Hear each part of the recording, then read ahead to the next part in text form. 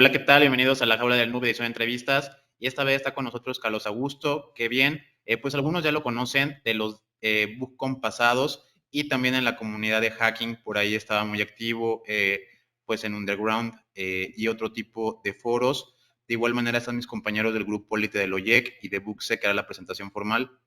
Hola, ¿qué tal? Soy de Booksec y el día de hoy tenemos de invitado especial a Carlos Lozano, que es un consultor en seguridad informática enfocado principalmente a seguridad en aplicaciones DevSecOps, actualmente responsable de las operaciones de Global CyberSec y parte del equipo de organización del evento BookCon.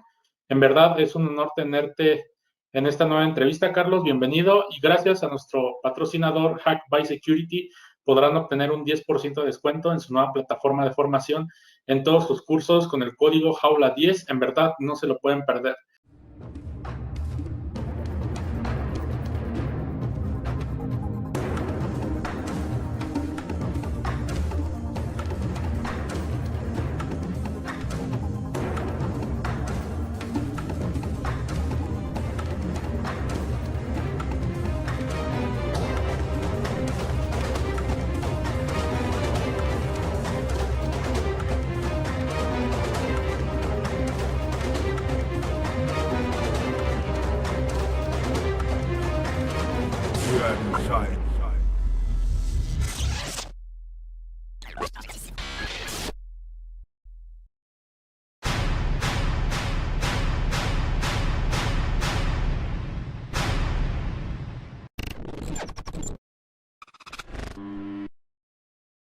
Osinteros y osinteras, gracias a nuestro patrocinador Cyber Hunter Academy, con el código La Jaula OSINT podrán obtener un 10% de descuento en el curso de OSINT para principiantes. No pueden perdérselo.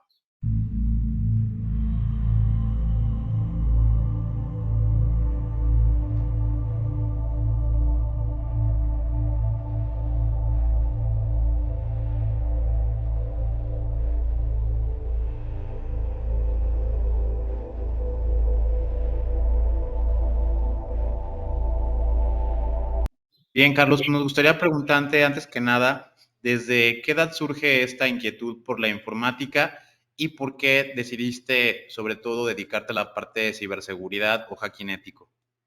Pues realmente yo empecé tarde con respecto a, creo que la mayoría de, como los del grupito de antes, como más old school. Yo empecé más o menos como a los 18, 19, que empecé a estudiaba ingeniería ambiental en ese entonces. Y de repente simplemente llevábamos programación, pero programación en MATLAB, porque era como más para cosas de química y cosas de ese estilo, y de repente me paré, dejé mi computadora desbloqueada y alguien mandó un correo, y pues yo quería borrar ese correo, entonces me puse a buscar, recuerdo que había foros como Pre-Hackers, Hispabyte, me metí sobre todo a muchos foros que eran españoles buscando cómo entrar a un correo electrónico, por ahí encontré por primera vez Brutus AE, a partir de eso simplemente fue un ataque por diccionario, saqué el password y entré. Y ya de ahí en adelante, pues me gustó, sobre todo empecé como que en las cositas que todo el mundo le llamaban la atención, ¿no? Entrar a cuentas, no había Active Directory ahí en la escuela, pero pues todo estaba en red, con grupos allí compartidos, un montón de cosas, entonces pues empezaba a hacer un montón de cosas para robar información, por ahí de repente te encontrabas exámenes, cosas así, en algún momento pues obviamente llegué a lo que todo el mundo quería hacer de cambiarse las calificaciones, y ya me seguí de eso hasta que decidí ya estudiar sistemas, y ya fue como que más orientado hacia la parte de seguridad, y pues ya de ahí, ya como que fue más natural que me haya incluido ya en la parte de la industria formalmente. Súper bien. ¿Podrías platicarnos sobre lo que haces actualmente, en qué estás trabajando y demás? Pues es una empresa de consultoría. Curiosamente, la mayoría de los servicios bases son servicios como más defensivos de la parte de SOC, monitoreo y respuesta a incidentes, forense, servicios gestionados, cosas que yo nunca he hecho. Y aparte hay servicios de consultoría, red teaming, cosas de ese estilo. Sin embargo, pues al final lo que yo creo que al menos en México deja mucho más dinero son la parte de los servicios continuos, que son lo que ofrecen los SOC, porque es lo que le puedes cobrar a un cliente de forma anual, multianual y demás, sobre todo en México, que los clientes más relevantes, pues es gobierno o bancos, son los que mejor te pagan. pero pues ya con el tiempo pues vas medio entendiendo al menos la idea de qué es lo que hace cada uno para poder armar las diferentes arquitecturas. Hago un poco de labor de venta, la verdad es que no me agrada mucho. Relacionarnos con partners, fabricantes, cosas así, ofrecer las propuestas. Y ya muy rara ocasión sí me llego a meter a algún proyecto, bueno, de repente nos falta un consultor porque se fue de vacaciones o algo así, pero ya en general como que ya todo es demasiada coordinación. Me habías dicho que estabas más orientado a AppSec. ¿Mm? No sé si entiendo que es AppSec, seguridad de aplicaciones, o buscar vulnerabilidades y auditar el producto, que es como yo lo entiendo, o más bien te referías a que eres ingeniero de seguridad y desarrollas productos que se integran al desarrollo continuo de- del flujo de trabajo de las empresas. No, yo sí me enfoqué más en hacer en assessments. Cuando recién empecé a trabajar en seguridad, comencé como pen tester, pero más o menos fue cuando en México empezó a haber el boom de las aplicaciones de banca en línea. Entonces me tocó revisar las primeras aplicaciones de banca en línea del Banco Azul, del Banco Rojo, que eran los más grandes y los que empezaron. Normalmente eran assessments que en ese entonces eran muy fáciles. Por ahí creo que a mí no me tocó, pero sé que, no sé si era Vital todavía o HCBC, pero había hasta cross-site scriptings almacenados que podías meter directamente en las URLs y cosas así. Entonces creo que al principio, pues todo ese proceso de madurez a mí me tocó vivirlo en los primeros assessments que hice. De ahí empecé a hacer algo de revisión de aplicaciones móviles, pero todavía no eran Android ni iOS, todavía eran aplicaciones, por ejemplo, para Symbian S60, Symbian S80, algunas aplicaciones que en realidad eran aplicaciones web y lo único que hacían era que eran responsivas y te las mostraba en un dispositivo más pequeño. Me tocó incluso revisar algunas aplicaciones móviles, que eran, por ejemplo, lo que utilizaban las aseguradoras, que de repente cuando tenías un siniestro llegaban como con una tipo tablet, pero como más gorda, que traía como una cámara allí incluida y que llegaban, ellos tomaban la fotografía del golpe y ya con eso se enviaban la información y más o menos lograban evaluar en cuánto estaba el golpe y ya empezaba la negociación con el ajustador. Pues me tocó revisar todo ese tipo de aplicaciones de forma dinámica y ya con el tiempo empezaron a requerir los mismos clientes que nos incluyéramos más en el proceso, por ejemplo, de revisión de código. Pero el inicio de revisión de código, pues al principio era así bien manual, o sea, prácticamente eran puros leyendo el código completo. Recuerdo mucho un proyecto que me tocó en donde utilizaban Swap, pero estaba bien complicado porque utilizaban SOA. Entonces era el SOA de Oracle y de repente veías así como todos los componentes comerciales y llegaba el arquitecto de Oracle a decir, es que te conectas al ORM, a ODM, a no sé qué, todos esos componentes que al final son cajas negras donde simplemente son servicios que se van consumiendo, pero ya en el código de repente pues no veías y cambiabas otro proyecto y decían, utilizamos también SOA de Oracle. Te imaginabas la misma arquitectura y resultaba que ellos lo implementaban diferente porque son como métodos genéricos que se podían utilizar para lo que quisieras. Entonces, era como medio complicado. Empecé a utilizar las primeras herramientas para hacer SAST. Me tocó utilizar una que se llama Clockwork y Fortify, pero cuando todavía eran herramientas que se instalaban como un plugin en el IDE. Entonces, hasta cierto punto siento que era más sencillo porque lo tenías en el mismo IDE y podías hacer como un seguimiento más sencillo del código, pero lo que era muy complicado era que forzosamente el código tenía que funcionar, que tenían que dar el proyecto funcionando. Entonces empezabas a meterte en problemas con los clientes porque de repente decían, es que yo no te puedo dar el código funcionando completo porque hay componentes que tal vez es de un tercero o de otro proveedor y eso no te lo puedo dar. Entonces, si el código no funcionaba, no podía revisarlo con la herramienta de SAST. Ya después de eso un tiempo estuve trabajando en una empresa que me asignó a otra empresa para revisar aplicaciones industriales. Y ahí sí fue como muy dividido, porque si bien eran aplicaciones, por ejemplo, que se conectaban a tal vez algo ya analógico, como un robot o tal vez generadores de viento, una turbina o algo así, y al final se digitalizaba y tú ya veías la aplicación.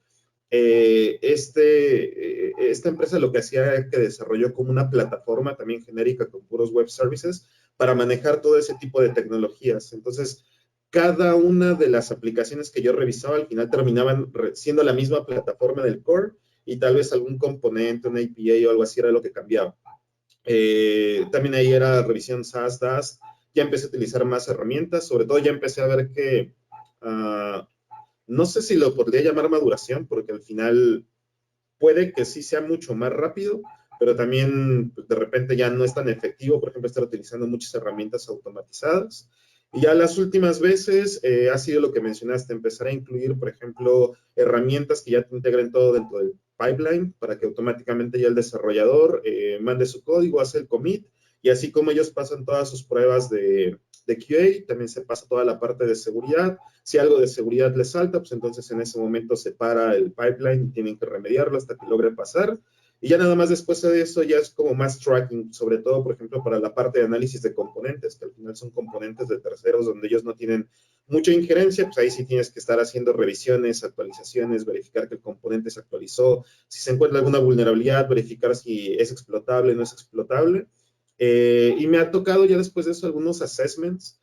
Teóricamente deberían ya no de tener tantas vulnerabilidades, porque al menos ya quitaste como todas las cosas sencillas de input validation, problemas de manejo de sesión, autorización, autenticación, todo eso ya lo erradicaste. Entonces ya te centras como en problemas más de lógica de negocio de la aplicación o algo que se les vaya más como tipo criptografía, algo del ambiente. Pero me tocó estar como todo en el proceso, al menos creo que México empezó tarde, todavía no está muy maduro, pero sí me tocó como integrarme en las diferentes fases. No, ahí antes de que continuemos, tengo otra preguntita. ¿Crees que esto de los flujos de integración continuo y los productos que se integran al producto del cliente son el futuro del mercado en México o tal vez todavía quede segmentado el mercado entre aquellos que revisan las aplicaciones de forma manual y también los flujos integrados? La pregunta más bien es, ¿dónde crees que se está inclinando más la tendencia? Al menos desde mi experiencia profesional, creo que sigue siendo más hacia la parte de los assessments manuales, pero tiene que ver mucho con la parte de costos. Como un ejemplo, hace como 2 años tuve una propuesta con una fintech y esta fintech lo que quería era todo en la cloud, estaban en crecimiento, tenían oficinas en varios países, estaban creciendo mucho y ellos en ese momento eran como 40 programadores y prospectaban que al final de año iban a ser como 300 programadores distribuidos. Entonces querían así su super plataforma de DevSecOps. Empezamos a platicar con ellos y al final, más o menos, la propuesta quedaba en unos 25 millones de pesos. Cuando nosotros llegamos con el CISO dijo, no, pues que no puedo dejar pasar esta propuesta porque este es todo mi presupuesto anual para el área de seguridad. Incluso tal vez me rebasa un poco más. Entonces, a partir de eso empezamos a hacer como ciertas disminuciones al alcance, a las capacidades y demás, quedó algo, no sé, como 12 millones de pesos, y aún así seguía siendo un presupuesto muy alto para una fintech que quería automatizar todo. Entonces, algo que me he dado cuenta es, a las fintechs realmente, bueno, no, a las empresas en México les está costando mucho el poder financiar este tipo de plataformas porque al final sí son muy caras. Si te vas, por ejemplo, al mercado americano, es súper chistoso como de repente, mientras aquí el vendedor o el representante del fabricante te hace el cabildeo y la negociación como de 2, 3 meses para que al final te saque el sí, te hicieron rebaja tras rebaja, y te estuvieron haciendo llamadas y demás. En Estados Unidos normalmente te hacen la demo, inmediatamente el comerciante dice, bueno, ¿y cuáles son los siguientes pasos? Y no sé, a la siguiente semana ya estás firmando. Realmente son como muy puntuales y hay presupuestos mucho mayores. Aquí les cuesta mucho y creo que eso inclina a que se sigan haciendo más assessments manuales. No creo que sea lo más apropiado porque al final muchas de esas vulnerabilidades que ahorita te comenté que encuentras con esas herramientas automatizadas te van a aparecer en el assessment manual y probablemente el consultor se va a pasar más tiempo explotando un cross-site scripting, un SQL injection que pudo haberse remediado antes. Y me ha tocado muchos clientes que de repente terminan el reporte y ellos piensan que van a salir en limpio y de repente se dan cuenta que tienen que hacer mucho retrabajo y hasta tienen que atrasar productos y pues obviamente eso también impacta de forma económica. Yo creo que lo que hace falta en México sería alguna empresa que empiece a ofrecer ese tipo de servicios as a service. De hecho, por ahí yo inicié, ahí en el trabajo iniciamos una iniciativa en donde le ofreciéramos bajo demanda y de repente el cliente fuese, pues me envías tu código fuente y lo que tú vas a pagar nada más es el escaneo de tu código fuente. Si tú haces, por ejemplo, un sprint de una semana, pues vas a pagar uno semanalmente, entonces son 4, ya no pagas toda la licencia completa, con ciertas restricciones, porque obviamente los usuarios ya no entrarían a las plataformas, eso te reduce más el tipo de licenciamiento y demás, puedes integrarlo todo a una plataforma de Vulnerability Management, darle acceso al cliente a eso y que tenga sus reportes, sus métricas y demás. Creo que eso podría ayudar, pero creo que los clientes todavía no están como lo suficientemente maduros en México como para poder empezar a integrarse a eso. Les falta bastante pensar en automatización, en realmente hacer un correcto QA. Me ha tocado ver muchas empresas que dicen, es que nosotros tenemos un área de QA, y cuando ves el área de QA, su área de QA es más como QA, pero de la interfaz, que los botones se vean bien, que no se modifica la interfaz cuando giras la pantalla o cosas así, pero realmente llevar, por ejemplo, Test Driven Development y que realmente hagan sus pruebas y demás, no he visto que realmente funcione. Creo que en eso les falta mucho a los desarrolladores. Bien, para quedarme un poco en el tema que tiene que ver con el cloud computing y DevOps y todo eso, me gustaría que nos platicaras en tu experiencia cómo ha sido ver esto, si es que se reducen las vulnerabilidades o que existen más. Las personas están pensando que el utilizar microservicios o utilizar Kubernetes, Docker y todo esto, realmente al como ser un vamos a llamarle sistema de binarios de Linux más compacto o más hardenizado, que no tiene vulnerabilidades, pero ¿cuál ha sido tu experiencia? O sea, también quizá comentar que pues puede haber un Kubernetes mal configurado, un Docker mal configurado y también pueden resultar igual de vulnerables que una infraestructura programada. Y también un poco de los lenguajes de programación, o sea, simplemente a espectro general, ¿cómo ves el cloud computing? O sea, ¿está más lleno de agujeros o sí se está reduciendo la brecha de ciberseguridad? Yo creo que sí se reduce, pero por la misma arquitectura del cloud en general. O sea, en vez de tener tu servidor Linux, que normalmente tenían todos los servicios expuestos, pues de repente por el hecho de estar utilizando simplemente un contenedor, pues nada, tienes expuesto tal vez donde está tu aplicación o tu servicio. Y en general yo creo que eso les ayuda a que se asegure demasiado. Prácticamente yo creo que si tú agarras una instancia de cualquier nube, la que tú quieras, y empiezas a utilizarla, por defecto ya viene segura. Yo creo que el problema ya va precisamente cuando te empiezas a desplegar tus servicios. Vulnerabilidades como las sencillas probablemente no van a pasar porque tienes un load balancer o tienes un WAF también ahí en la nube o algo así, y como que te libras de toda esa parte. Pero vulnerabilidades, por ejemplo, de lógica de negocio o algo así, creo que es muy complicado que las logren entender y monitorear sobre todo.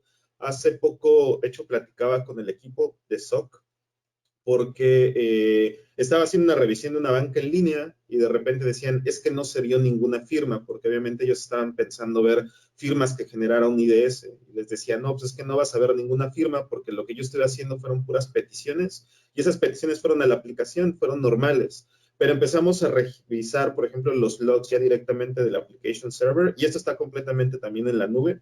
Y les decía, es que mira, por ejemplo, está este método y este método, por ejemplo, había un método que se llamaba verificación.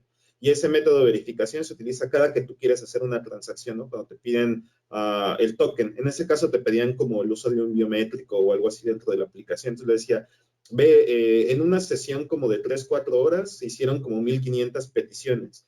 Entonces, inmediatamente sabes que algo raro está pasando porque no sería normal que un usuario hiciera 1,500 peticiones de su comprobación para hacer transacciones. Quiere decir que hizo 1,500 transacciones. Eso en cualquier lugar sería como incongruente. Entonces, inmediatamente sabes que eso debería de ser un indicador de que algo malo está pasando. O de repente, por ejemplo, le decía, por muy, no sé, aunque sea quincena y estés ahí dándole F5 a tu banca en línea para ver si ya te pagaron, sería increíble que de repente tuvieras unos 100 logueos a tu banca en línea en un mismo día. Sería algo extraño. Y aunque son peticiones que frente a un IDS, a un WAF, probablemente sean válidas, ya cuando empiezas a hacer ese análisis, como que te das cuenta de no, esto no puede ser como muy válido. Y he visto algunas herramientas, no las he utilizado, me han hecho demos de ellas, por ejemplo, como Coralogics, como Datadog, que se encargan de extraer toda esa información, procesártela y supuestamente generarte la correlación o generarte casos de uso. pero algo que me ha quedado como muy al aire con ese tipo de soluciones son soluciones que son completamente generales, así como te pueden extraer información para hacerte business intelligence, para hacerte seguridad, para hacerte monitoreo de performance, de lo que sea, te lo hacen de seguridad. Entonces, al final tú como analista tienes que conocer todos esos casos de uso. Cuando estaba platicando la gente del SOC, creo que ahí entra mucho la parte de perfiles. Ellos me decían, pero es que nosotros no vimos firmas. Y yo me quedaba, bueno, es que yo que me he dedicado más a la parte de aplicaciones, pues realmente yo creo que las vulnerabilidades más graves son las de lógica de negocio, y no vas a ver una firma porque es una petición normal en donde simplemente el atacante empezó a intentar cambiar los flujos, la lógica de la aplicación para llegar a algo. Pero desde el punto de vista de ellos, pues ellos van a decir, si yo nunca he visto cómo funciona eso, ¿cómo le hago para saber que realmente eso está pasando? Y ahí entra también mucho las empresas, ya sea un equipo interno o externo, que ellos te den retroalimentación. Yo creo que hoy en día muchas empresas esperan que pase todo el monitoreo mágico, contratan su servicio de SOC y esperan recibir alertas y que sean muy efectivas. Pero falta la retroalimentación. Por ejemplo, todos esos métodos que yo les decía, es que este es el de validación, confirmación y demás, son porque yo revisé la aplicación y ya sabía qué métodos llamaba la aplicación cada que yo hacía una acción. Pero si no le dices al SOC eso, ellos simplemente van a ver peticiones, y para ellos validar va a ser, pues, no sé, validó algo, no sé qué sea. Entonces, falta mucho ese trabajo en equipo, que realmente las áreas funcionen, que la gente operativa, desarrollo TI, te dé retroalimentación e información para que funcione. Yo creo que por ahí están las vulnerabilidades de la cloud. No me ha tocado ver muchas cosas graves en ambientes de cloud. Cuando veo es más bien cuando son ambientes híbridos que de repente confían mucho en que la cloud, por ejemplo, va a hacer validación de entradas o cosas así. No sucede y se refleja en alguna otra plataforma que ya era legacy y de repente se recibió los datos y tronó por alguna razón. En una ocasión me tocó con una cloud, no es de las tres principales, pero con una cloud en donde supuestamente era un servicio de base de datos manejado como instancias, y mediante unas peticiones medio raras se podía ver los datos de otro cliente, y curiosamente ellos inmediatamente agarraron y dijeron, no, ¿sabes qué? Esto no es una vulnerabilidad, lo bajaron al low, hasta que el cliente los amenazó con cancelarles el contrato y entonces ya lo empezaron a manejar como un incidente. Eso sí estaba bastante grave. Y lo demás ha sido, como dijiste, algunos errores en cuanto a configuración que de repente te permiten sacar información, tal vez alguna IP interna, pero algo realmente crítico, salvo ese detalle de esa cloud, no he visto tanto. Creo que en general sí les ayuda mucho a cerrar brechas, pero ahí ya también te vas hacia otra parte. Yo creo que el costo sí llega a ser, al menos ahorita, un poquito más alto, por la misma inexperiencia de las empresas cuando empiezan a migrar a cloud. De repente les venden así un montón de cosas que tal vez no necesitaban, o tal vez como ellos no saben que hay algunos servicios que podrían manejar ellos de una forma diferente, incluso con scripts o algo así, de repente les insertan así un montón de servicios que no necesitan. Hace poco, de hecho, me pasó con una cloud, tampoco es como de las más utilizadas, que ellos estaban manejando imágenes con Cloud 2. Y ellos decían, no, lo que pasa es que si quieres que nos alineemos a los controles del SIS, tendremos que ponerte una imagen de Cloud 2 más segura, y eso te cuesta más caro. Y mientras el arquitecto estaba diciendo eso, yo decía, o sea, me estás diciendo que me vas a vender un servicio a propósito inseguro para que yo te compre el servicio que sí es seguro, cuando al final pues es un Cloud 2, ¿no? Se puede montar y ya. Creo que ahí son malas prácticas de venta, pero en general yo creo que sí, cloud ha reducido el riesgo. No por las razones que debiera, pero en general el ambiente cloud creo que sí es más seguro. ¿Podrías platicarnos sobre cómo fueron los inicios de BugCon? Sí, pues realmente hace mucho tiempo antes de BugCon, como 2002, 2003, 2004, había un evento que se llama GCon, que organizaba Nahual, Enrique Sánchez. Yo fui al último, me gustó mucho. De hecho, más o menos fue cuando yo empecé en seguridad. Y después de eso ya no lo organizó. Creo que por ahí era una empresa la que los patrocinaba. Y siempre es complicado organizar un evento técnico porque pues, obviamente no genera ganancias. Los patrocinadores son un poco más reservados en participar. Pero después de eso ya no hubo un evento. Creo que todavía intentaron organizar algo parecido. Hubo un evento que se llama WebSec, que organizaba Víctor Chapela. Organizó una sola edición y él también dijo lo mismo. Gastamos un montón y de repente nos llegaron 20 personas y pues, no salió el evento, a pesar de que trajeron buenos ponentes. Entonces, a partir de eso, antes estábamos en un grupito que se llamaba RTM. de los grupos que antes existían de seguridad y eso, y se nos fue la idea de organizarlo por primera vez. Y el primero fue muy ad hoc, así de manden sus papers, prácticamente todos los ponentes pusieron su dinero para ir ese día al evento, presentaron, fue bastante gente, yo creo que esa vez fueron como unas 200 personas, que yo creo que es bastante para un evento de seguridad en ese entonces que no había tanta difusión, y pues estuvo bien, la verdad. Y ahí en adelante le seguimos, pues yo ya somos más, normalmente siempre va cambiando la gente, creo que yo he sido el único que se ha quedado ahí, pero ya ahorita ya está un poquito más sólido. Bien, a mí me gustaría tomar lo que viene siendo el tema del aprendizaje, es decir, ¿qué es lo que te gusta o cómo te gusta aprender a ti? ¿Eres una persona que lee libros, que aprende en base a podcasts, te bajas tus capture de flag, te pones a jugar ahí? ¿O cómo consideras que es bueno aprender de este tipo de técnicas y cuestiones de hacking? Esa pregunta está bien complicada. Igual y tú, Héctor, bueno, Héctor ya lo conozco más tiempo, los demás no sé cuánto tiempo lleven, pero yo creo que ha cambiado mucho la forma en la que la gente empieza en seguridad y cómo va aprendiendo. Hoy en día yo veo que ya muchas escuelas tienen sus clubs de seguridad, empiezan con CTFs, cosas de ese estilo. Um, y no es que sea una mala forma de aprender, simplemente creo que es una forma ya más organizada. Yo veo que ahora sí la gente comparte más en diferentes grupos, chats, grupos de Telegram y demás, cosa que antes no pasaba. Antes era así como tus amigos del IRC y de repente se ven. Eh, Había como más competencia, la gente no compartía tanto, como que era simplemente tu grupito de amigos era con los que compartía. Yo personalmente cuando empecé a aprender era todo muy leído, de foros normalmente. Libros no me gustaban mucho porque llegué a leer, por ejemplo, algunos libros y de repente veía que en el libro venían ejemplos que probablemente aparecían tal vez incluso en FRAC y eran como papers de 2, 3 años atrás y el libro ya venía desactualizado. Entonces, ya eran como conocimientos ya muy pasados. Por ejemplo, me pasó mucho con The Shell Colors Handbook, que me parece un libro muy bueno, muy interesante, pero yo cuando lo leí ya se me hizo así como muy viejito, e incluso muchos ejemplos de repente que no me corrían, agarraba, los buscaba y veía que esos papers habían sido publicados antes y ya veía el código completo y hasta venía una explicación como un poco más detallada. Entonces, a mí me funcionó mucho eso. Las C-Signs en ese entonces creo que funcionaban muy bien como para aprender ciertos truquitos.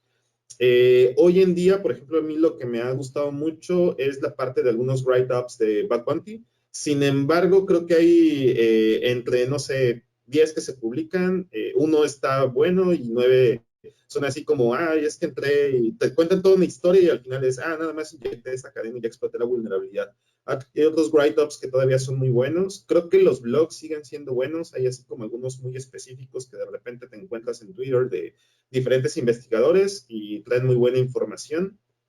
A mí personalmente los CTFs no me gustan mucho, me desesperan porque como tienes que estar buscando el flag y como que de repente dices, pero pues, ya no sé qué hacerle y como que te van cerrando todo a que vayas por la misma solución. A mí la verdad es que eso me desespera mucho. Pero de vez en cuando todavía participo en algunos bug bounties, principalmente privados, por ejemplo en CINAC. Y ahí de repente voy aprendiendo más cosas, sobre todo de creo que eso no lo respondí, pero como de lenguajes, tecnologías que no se utilizan mucho en México. En México yo creo que todavía estamos muy en Java, ya no tanto, pero todavía .NET. Por ahí ya empiezan a ver los frameworks más tipo Laravel y cosas así. Pero si quieres ver algunos frameworks más nuevos como Vue.js, no sé, Rails, cosas así, las ves más en Estados Unidos y esas aplicaciones que hay en los bug bounties, ahí puedes aprender mucho de esas tecnologías que no se ven mucho por acá. Aunque obviamente también en los bug bounties te cierran mucho el alcance a que te vayas por algo. Pero principalmente de eso. También videos. A mí personalmente son muy pocos en donde de repente llego a ver algo interesante. Por ejemplo, me gusta ver cuando pasa el Pound, el Outbound, lo veo porque de repente no muestran el código completo, el exploit, pero al menos sí te dan la idea de qué más o menos fue lo que hicieron. De repente algunas repeticiones, por ejemplo, de Copari, de Defcon, de Black Hat, que las van publicando, sí las llego a ver. Algunos videos así como de streamers más mediáticos, llego a verlos porque de repente aprendes como algún truquito, alguna entrada que tal vez no se te había ocurrido, de repente dices, eso estuvo bueno, pero más así como para esa experiencia que de repente alguien hizo algo diferente a lo que tú harías, pero hay otras cosas que de repente digo, es que seguimos como que viendo lo mismo una y otra vez y ya como que deberíamos de madurar un poco más, pero para alguien que va empezando creo que sí puede ser pues un muy buen arranque. Yo creo que ahí ya depende de, si a alguien le gusta de verdad, pues va a seguirse aprendiendo de ahí en adelante. Y yo creo que cuando te gusta algo ya no te cuesta tanto trabajo, como que simplemente vas aprendiendo y lo vas digiriendo muy fácil. Quería retomar un poquito sobre el punto en el que tocaste las vulnerabilidades de lógica de negocio. ¿Cómo se automatiza eso? Porque hay una manera, ¿no?, de establecer ciertas reglas que son reglas de negocio que no deberían estar sucediendo, como por ejemplo que una banca logue 2000 veces al día. Eh, pero creo que la industria del software avanza mucho más rápido de lo que avanza la industria de la seguridad. Entonces, ¿cómo desarrollas eh, reglas o criterios para establecer indicadores de reglas de negocio que están cambiando constantemente o de microservicios pues, están cambiando, desarrollándose o generándose de forma constante? ¿Crees que hay alguna manera de integrar esto al flujo de trabajo que sea más automatizable, que en vez de solo estar escribiendo reglas o indicadores de compromiso? Sí, bueno, he visto tecnologías que lo hacen, en específico he visto Dynatrace, pero sé que hay otras herramientas de IAS que se dedican a hacer eso. Yo como nada más he estado de la parte de los assessments, más o menos me imagino que lo que van haciendo esos motores es ir aprendiendo de ciertos métodos, como van generando, me imagino que como la inteligencia de cada cuánto los estás llamando o la serie en que vas llamando los diferentes métodos o cosas así para poder establecer esas reglas y poder determinar si algo puede ser un indicador o no. Pero cuando estás haciendo un assessment, pues realmente no te das cuenta de eso hasta que vas haciéndolo.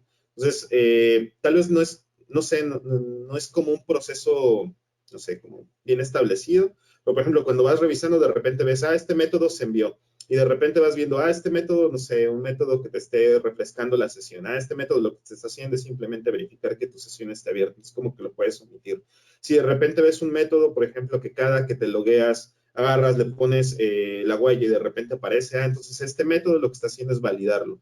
Y te vas como que intentando meter en la lógica de cuándo sí debería de aplicarse o cuándo no. Si cada vez que desbloqueas tu teléfono y pones el dedo, se envía ese método, pues entonces dices, sí tiene sentido.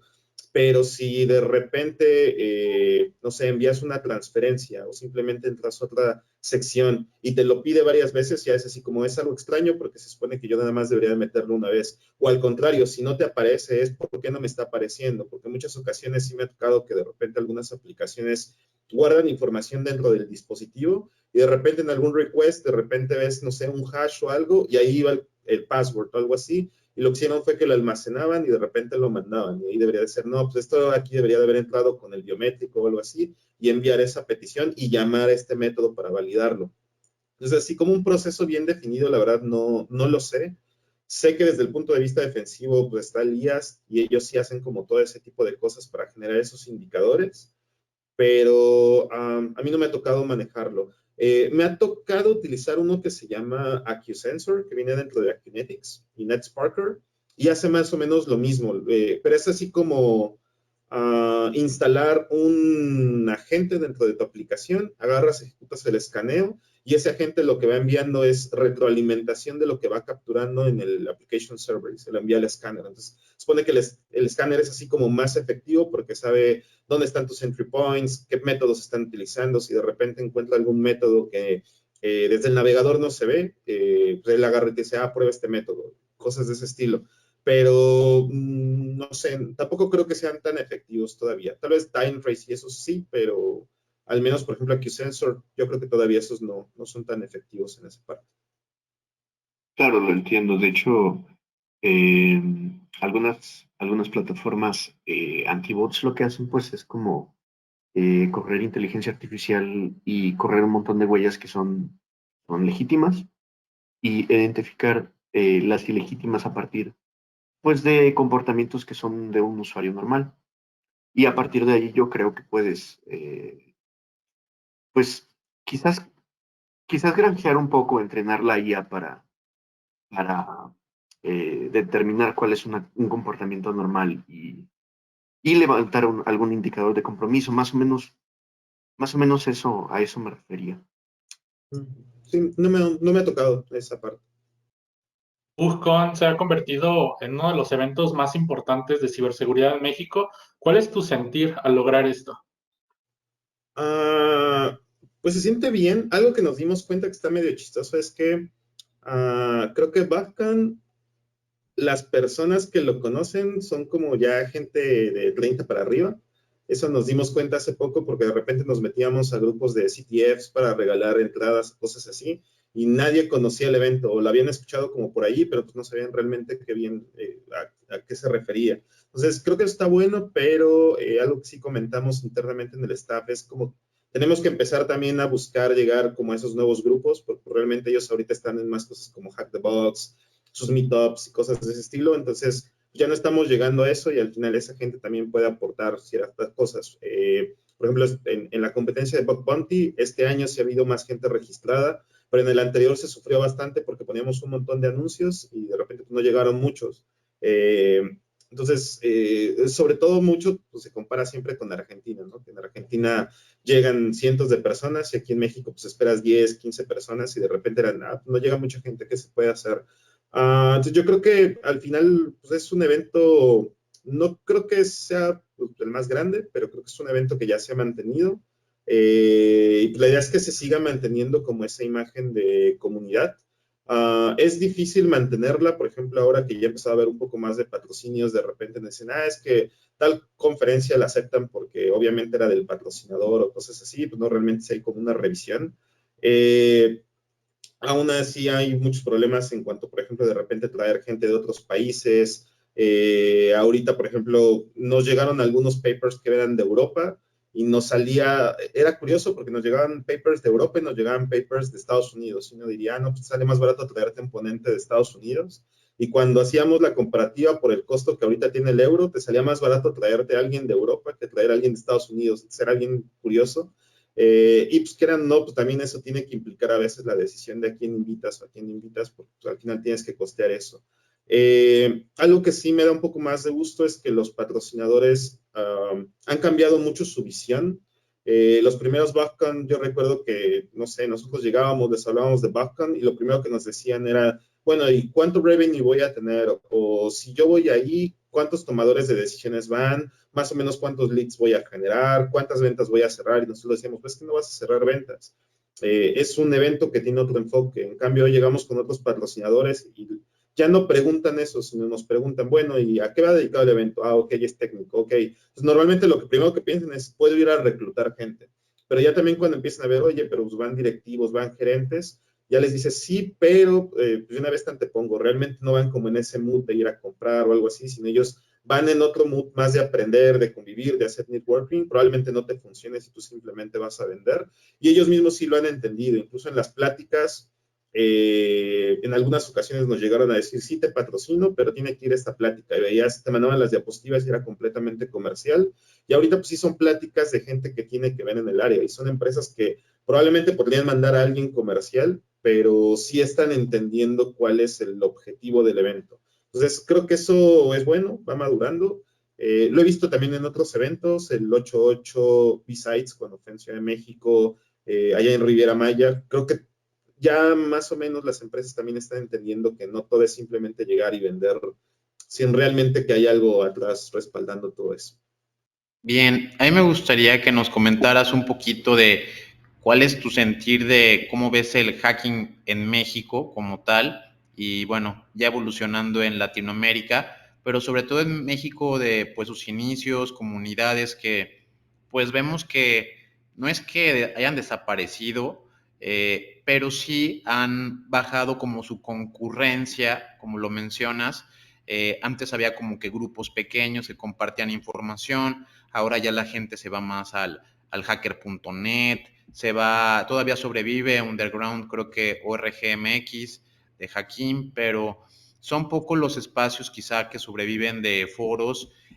Yo por ahí intenté hace poco tiempo y bueno, lo intenté mantener como 3, 4 meses, un IRC, pero la verdad es que la participación era nula, nada más de las personas que estamos aquí. Es decir, creo que les cuesta mucho trabajo a las nuevas generaciones adoptar algunas pues, tendencias que teníamos en el pasado, y ahora se juntan también por Discord. De hecho, hemos visto que Telegram, Discord ahora son lugares plagados, pero ya no de la cuestión como tal de hacking o de hackers, que antes iba un poco más de quizá un capear nuestro modem, aumentar la velocidad, hacer un poco de freaking. Ahora son comunidades más de pues bajar packs, intercambiar el malware o lo que viene siendo crimeware as a service, pero que nos platiques un poquito de cómo ves este aspecto en México, porque creo que la historia ha sido un poquito negativa en ese aspecto. Algunas comunidades, de hecho, pues bien sabemos todos de lo que le pasó al de Hacking México, a otro tipo de cosas como fueron los bandidos Revolution Team, que acabaron también ahí en la cárcel. Entonces, pues ha sido un poco benéfica para el cracking, pero no tan reluciente en la parte del hacking ético. ¿Cómo ves este aspecto? Sí, yo también concuerdo. Yo creo que hoy la gente se reúne más, pero creo que salen menos proyectos o, no sé, es que se escucha como muy, se me fue la palabra, como decir, es que ya no vemos como investigaciones de calidad o ya no vemos como gente que de repente denota en proyectos o algo así, se escucharía así como muy, muy mal. Pero sí veo que, por ejemplo, no sé, en los grupos de CTFs hay, no sé, 100 personas participando en un grupo de CTF, pero ves obviamente como 4 o 5 que realmente son los que todo el tiempo están metidos a eso y siempre son los mismos que te encuentras en otros grupos. Entonces, a pesar de que hay mucha gente y mucha gente está preguntando y demás, creo que al final, al haberse vuelto más mediático y también más abiertos los recursos de hacking, como que pues cualquiera agarra y está esperando las respuestas o está esperando que de repente haya el webinar en donde alguien se ponga a resolver el CTF o cosas de ese estilo. Creo que en general los grupos de hacking pues también ya no existen como tal. La mayoría yo creo que de los grupitos que existieron antes o terminaron mal, como dijiste, o pues hoy en día son profesionistas y pues ya también, entre otras responsabilidades, vida adulta y demás, como que se alejaron de toda esa parte. Incluso aunque, por ejemplo, yo todavía tengo pues, cierta amistad con varios, ya como que ya no platicas de cosas de seguridad, o sea, ya es como platicas más de repente de, fuiste a tal lugar o cosas así, pero probablemente solamente cuando te los encuentras en un evento de seguridad es que platicas de cosas de seguridad, pero en general como que ya no son temas que hables tan a menudo. Yo creo que tal vez donde se formen más comunidades son en trabajos y universidades, donde de repente como se forma un buen equipo de trabajo y ahí vas compartiendo cosas, pero también es como muy cerrado. Creo que a pesar de que hay más difusión, hay menos grupos como bien armados, bien establecidos, al menos esa es mi percepción. Yo, por ejemplo, acá en Mexicali intenté armar un capítulo de OWASP y nunca llegó gente. Eh, Literal nos reuníamos en un café y casi casi era de no se preocupen, yo pago todo con tal de que pues, nos reunamos, platicamos de cosas. Y las primeras 2 reuniones llegó gente porque las universidades aquí locales sí tienen materias de seguridad. Les enseñan algo de seguridad en redes, cosas de ISO 27001, compliance y demás. De repente llegaban porque pues, obviamente les decía, es que vamos a ver cómo vamos a hackear aplicaciones y ellos siempre siguen motivando a la gente, pero ya después de 2, 3 veces ya no regresaban porque realmente no era algo que les motivase. Eso también me parece interesante. Yo creo que en las universidades hoy en día hay muchas opciones para aprender. Ya hay más materias con más sentido común de lo que es la seguridad. Ya se ven las maestrías creo que están muy bien armadas. He visto en una universidad de Nuevo León, en ESIME Culhuacán, creo que hace sentido su plan de estudios, pero curiosamente creo que la gente ya lo ve más bien como una opción profesional más, así como antes veían desarrollo o algo así, más que, es que yo quiero aprender esto y simplemente veo a la formación profesional como algo para poder llegar a lo que yo ya quería antes, ¿no? Van en la carrera y tal vez últimos semestres y dicen, esto de seguridad se ve bien, tomo el diplomado, tomo la especialidad y me voy por allí, pero ya realmente no llegan. Y profesionalmente, cuando eso lo he visto del lado de algún empleado, inmediatamente te das cuenta, o sea, son esas personas que tampoco puedes decir que hagan mal su trabajo, pero son los que hacen su trabajo, cierran sus tickets, termina el día y se van. E inmediatamente te das cuenta así porque pues es así, de repente te preguntan, ¿no? Es que trabajas todo el tiempo y es así, no, pues lo que pasa es que ya acabé, pero había algo que me interesó, lo estaba leyendo y no sé, levanté una virtual para probar tal cosa que encontré o algo así. Y ellos no, ellos son así de, no, pues que ya terminé, ¿no? Ya me fui. O sea, no está mal, no están haciendo algo mal, pero te das cuenta que no existe ese sentimiento que antes había de cuando realmente había gente que le gustaba ese tema y se metía ahí. Y no era una cuestión de tiempo, de remuneración económica o de estudios, sino simplemente te gustaba y estabas en eso por todo lo demás, como todo lo demás giraba alrededor, ¿no? En mi caso, por ejemplo, yo me interesó la seguridad antes de estudiar sistemas, entonces cuando estudié sistemas, mis optativas, las materias que realmente me interesaban y demás, estaban girando alrededor de seguridad, no, incluso terminé la carrera y ni siquiera sabía que en México había empresas de seguridad, no, no fue algo que tuviera en algún momento en la mente, simplemente se dio. Pero creo que esas cosas sí se han perdido. Sinceramente yo no sabía que todavía existía el foro de Hakim, yo pensé que ya también había muerto, porque la mayoría de los foros, la realidad es que han muerto. Sí he visto muchos foros de Discord, pero la verdad es que es imposible seguirlos. Yo estoy registrado a varios y de repente nada más veo las notificaciones, pero es imposible poder, más aparte los juntas con el del trabajo, ya tienes Slack, tienes Teams, tienes WhatsApp y más aparte todas le subas un Discord, así se me hace como que imposible.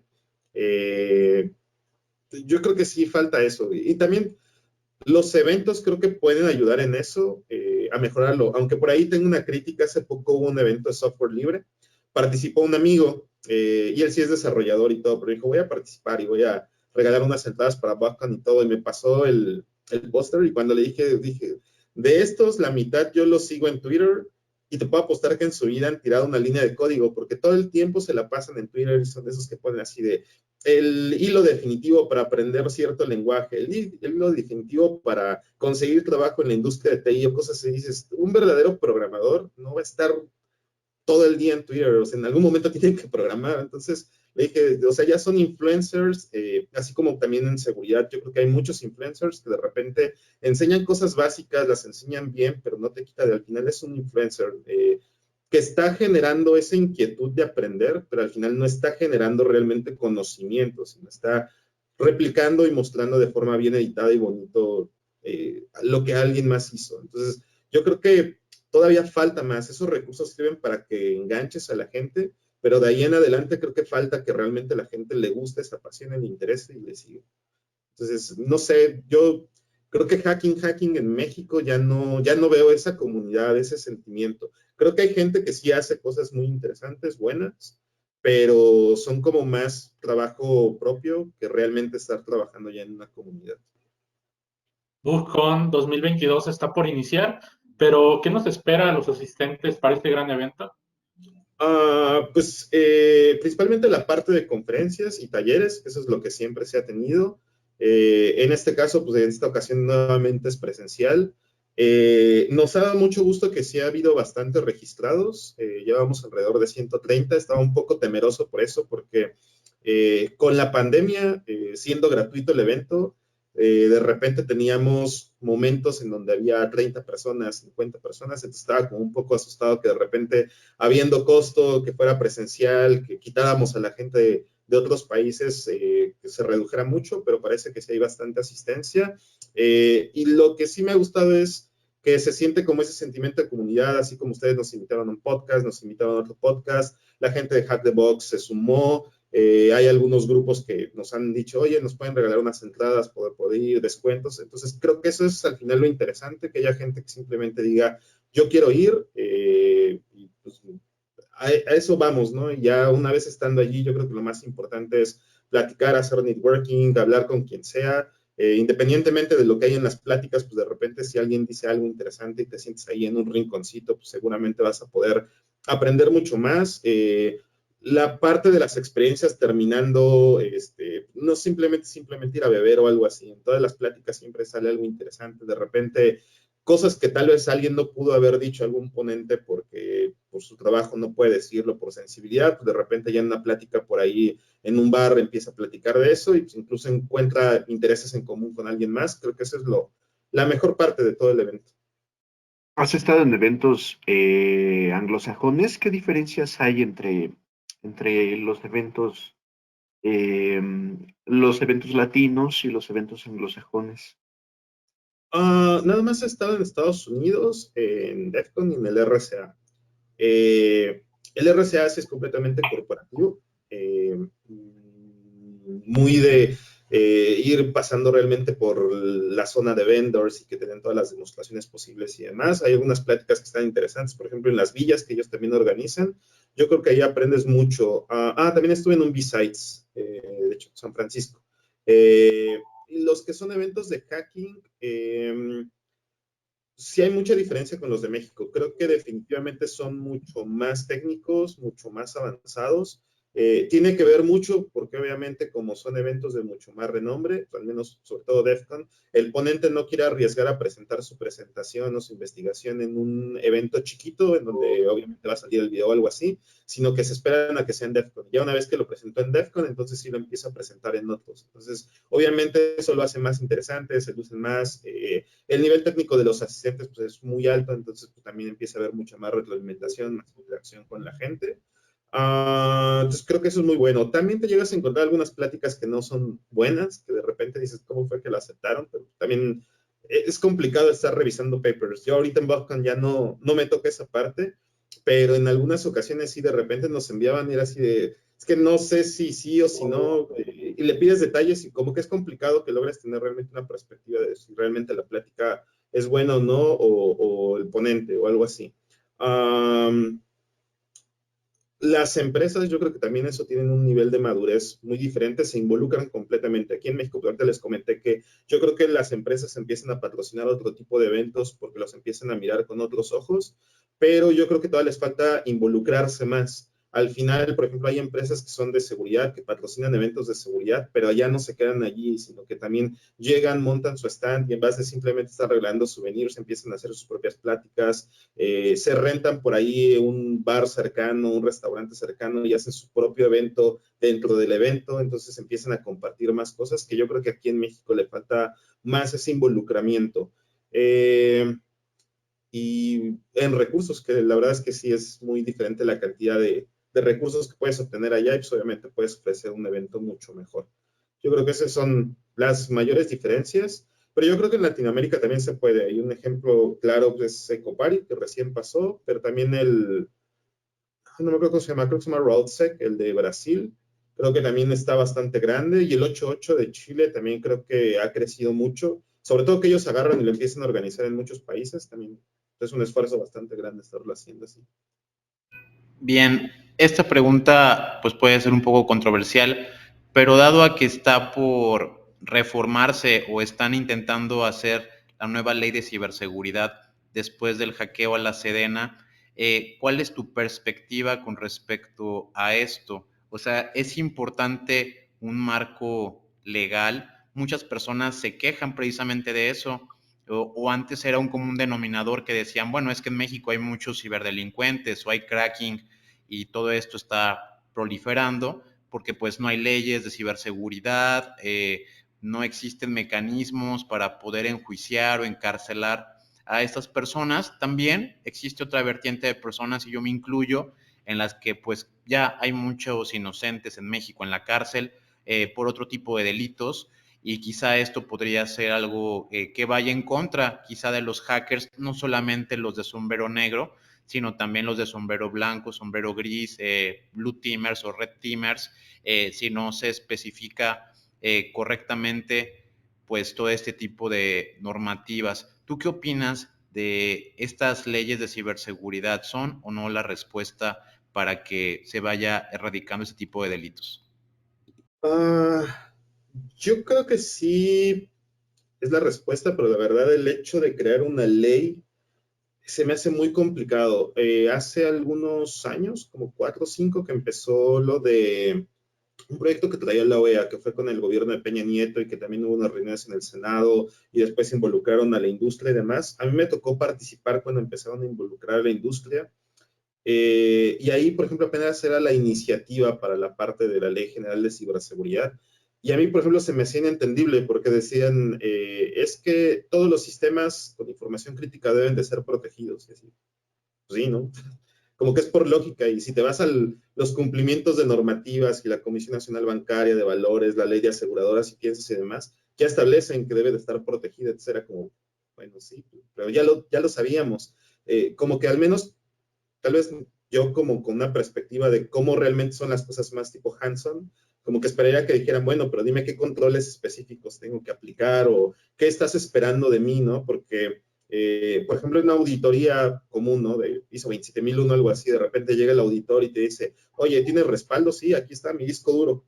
Ah, y el proceso es un disco duro. Ah, entonces sí, pasas. Cuando te das cuenta que eso no, si haces una verificación de la eficiencia del control, pues vas a decir ese disco duro no era la solución más eficiente.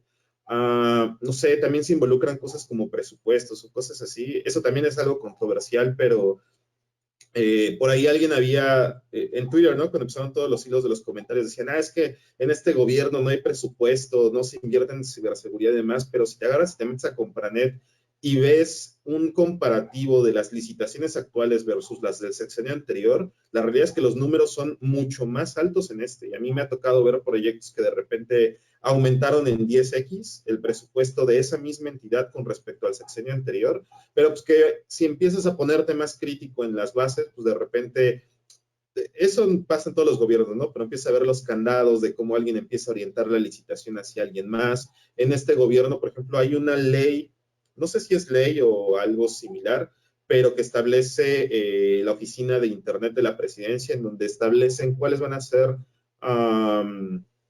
las reglas bajo las cuales el gobierno puede hacer contratación de servicios de TI. Entonces, anteriormente, por ejemplo, prácticamente decían, es que si es open source, está denegado.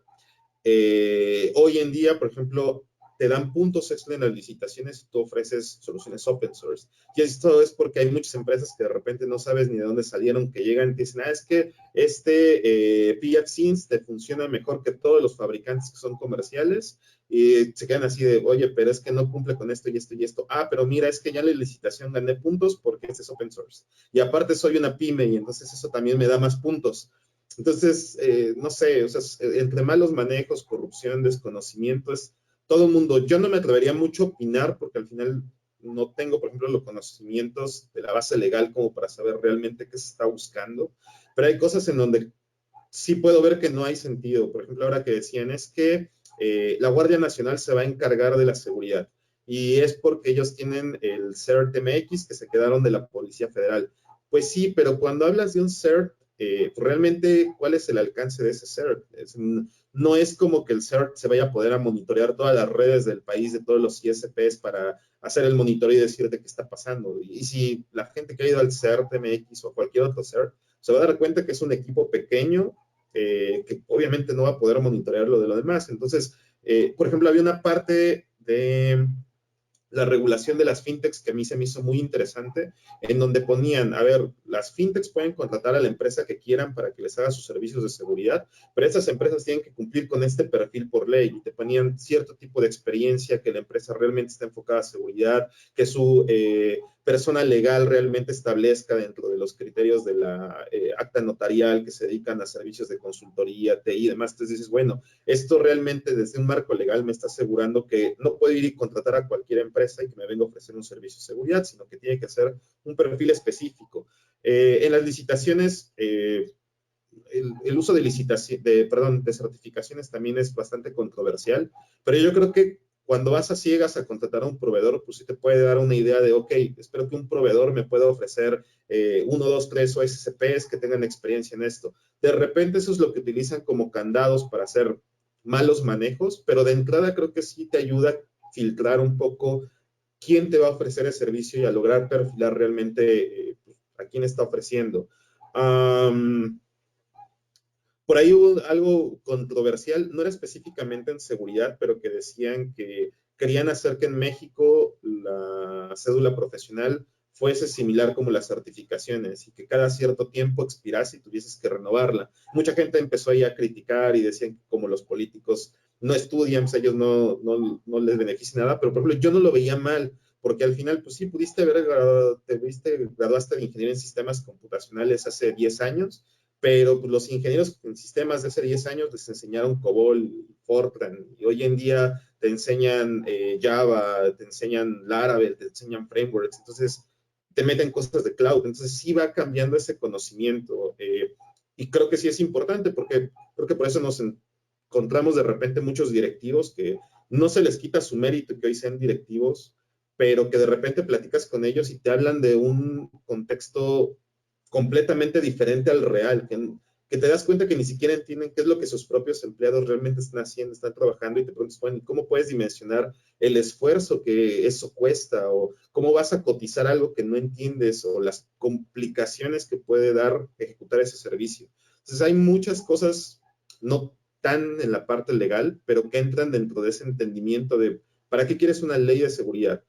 Por otra parte, y en alguna ocasión lo platiqué, de repente hay muchas leyes que tal vez aunque no te estén diciendo ese es un delito informático, aplican para que te puedan procesar por una acción que al final ejecutaste. Si de repente robas información, pues al final la parte informática fue el medio y tal vez te ayuden a que el fiscal te plante un delito, pero el hecho fue que extrajiste información, o el hecho fue que robaste tanta cantidad de dinero o algo así, al final no necesariamente es un delito informático, necesitas algo así, pero creo que ahí tal vez alguien con más conocimientos legales o podría responder y clarificar mucho, ¿no? Ya en un sentido estricto de realmente si necesitamos eso o no, o lo único que se necesita es perspectiva, porque incluso en Twitter cuando iban poniendo las diferentes propuestas, yo vi muchos comentarios, por ejemplo, de esta Sinsol, de Cintia Solís, que de repente decía, parece que el senador tal no sabe que ya existe una ley que regula precisamente esto y simplemente lo están duplicando. O de repente, por ejemplo, esfuerzos que decían es que la Guardia Nacional tiene que invertir en esto y había cosas que yo decía, pero es que eso ya lo hacen